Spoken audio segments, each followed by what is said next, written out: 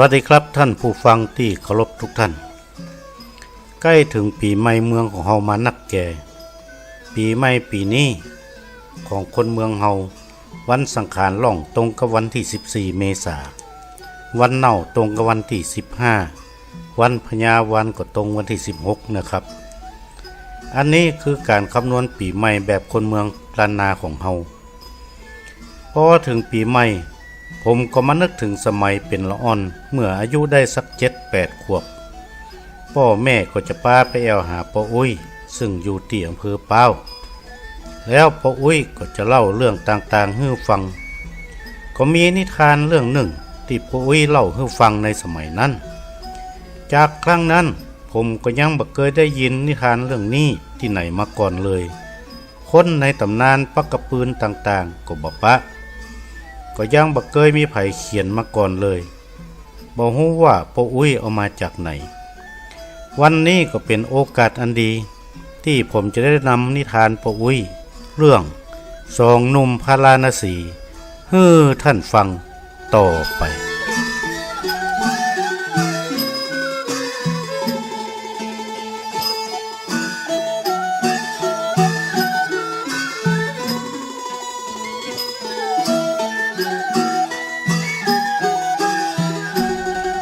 เมินมาแล้วมีสองหนุ่มอยู่ยังกรุงพาราณสีบ่มีวิชาอาชีพอย่างสักอย่างเตียวแอวยังบ้านเมืองเสาะหางานทำก็มีแต่คนต้องการคนที่มีความรู้ในเรื่องต่างๆต่ออันเขาสองคนบ่มีความรู้สักอย่าง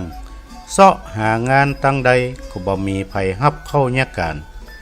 เขาจึงปรึกษากันว่าเขาควรจะไปยังตักกศิลาศึกษาหาความรู้จากฤาษีผู้มีฤทธิ์เหี่ยก่อนก้อยมาเสาะหางานทำเมื่อตกลงกันได้แล้วเขาทั้งสองก็มุ่งเข้าป่าไม้หิมพานต์เพื่อเสาะแสวงหาวิชายังเมืองตักกศิลา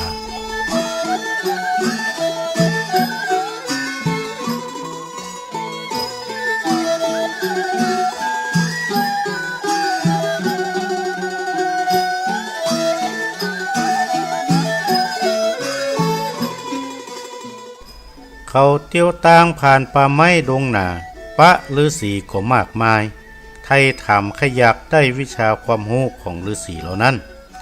พ่องก็ปฏิเสธพ่องก็อวดอ้างด้านฤทธิเดชต่างๆมาตรงกับความต้องการของเขาจนมีวันหนึ่งไปพระฤาษีตนหนึ่งนั่งสงบนิ่งอยู่ในอาสม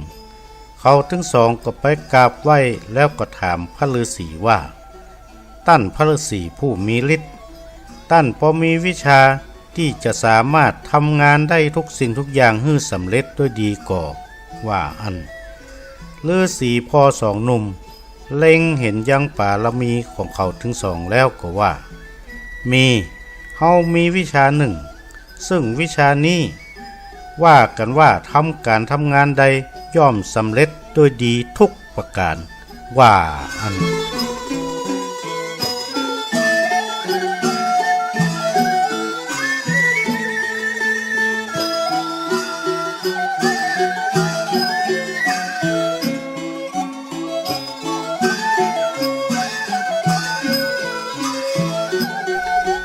เมื่อได้ฟังอย่างอันเขาทั้งสองก็ดีใจยิ่งนักถามพระฤาษีว่าท่านพอจะสอนวิชานี้แก่เฮาทั้งสองได้ก่อฤาษีก็ว่าได้แต่มีข้อแม้ว่าต้องเชื่อฟังห้ำเฮียนจากพระฤาษีและอยู่ปฏิบัติให้ครบ4 ปีถึงจะออกสำนักได้เขาทั้งสองก็ฮับปากฤาษีก็ถามย้ำถึง3 ครั้งเขาก็ฮับปากแน่นหนาว่าทำได้ฤาษีก็ฮับเขาไว้เป็นศิษย์อยู่ในสำนักตีหัน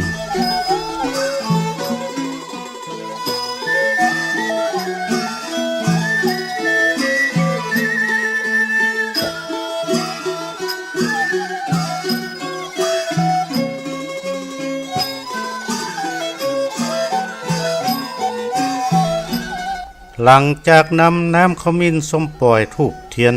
บุปผาราชาดวงดอกเขาตอกดอกไม้ขึ้นคูเรียบร้อยแล้วฤาษีก็ฮื้อเขาท่องกำว่าญะแต่ญะแย่บ่พอกิน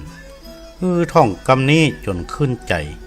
เมื่อจำได้ดีแล้วก็ฮื้อก้อยมาท่องฮื้อฤาษีฟังว่าอันเขาท่องได้วันค่ำก็มาท่องฮื้อฤาษีฟัง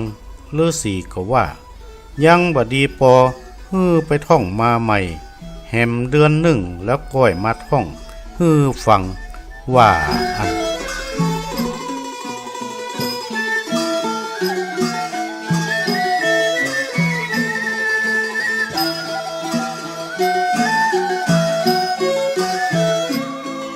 เขาทั้งสองก็ตั้งใจท่องคำว่า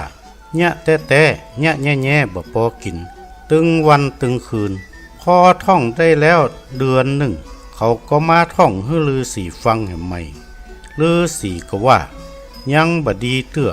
ไปท่องมาใหม่แห่ง6 เดือนก้อยมาท่องให้ฟังแห่งใหม่เขาทั้งสองก็กลับไปยังที่พักต้องคำว่าญะแต่ญะแย่บ่พอกินตึงวันตึงคืนบ่ได้ขาดปากพอได้6 เดือนแล้ว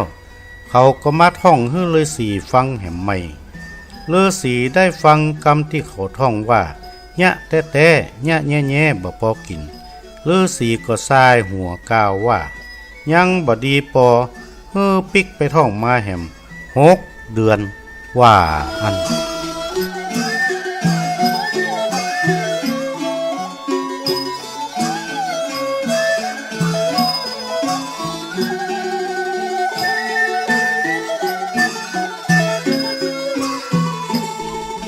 สองหนุ่มแห่งกรุงพาราณสีก็บัลละความพยายามเพราะอยากได้วิชาที่นำไปสู่ความสำเร็จทุกสิ่งทุกอันก็พากันไปท่องว่าญะแต่ญะแย่บ่พอกินได้แห่ม6 เดือนก็ไปท่องให้ฤาษีฟังฤาษีก็บ่ค่อยพอใจสักเท่าใดเขาก็เลยปิกไปท่องแห่มใหม่ครั้งแล้วครั้งเล่าอยู่จนครบ4 ปีตามกำหนดเขาก็ไปท่องให้ฤาษีฟังว่าญะแต่ญะแย่บ่พอกินฤาษีได้ฟังครั้งสุดท้ายก็เปิงใจยิ่งนักกล่าวกับสองหนุ่มแห่งกรุงพาราณสีว่าวิชาที่สองเจ้าจะทำการสำเร็จทุกสิ่งทุกอย่างสำเร็จได้ก็คือญะแต่ญะแย่บ่พอกินมีเพียงสิ่งเดียวเท่าอันขอให้สองเจ้าทั้งสองจงเอาวิชานี้ไปใจแล้วจะได้ประโยชน์แก่ตนเองเป็นที่การกุ่งลุ่งเรืองต่อไปเทินเขาทั้งสองหูดังอันก็จดจำคำสั่งสอนของพระฤาษีแล้วก็กราบไหว้ล่ำลาพระฤาษีเตียวต่างปิกกรุงพาราณสีต่อไป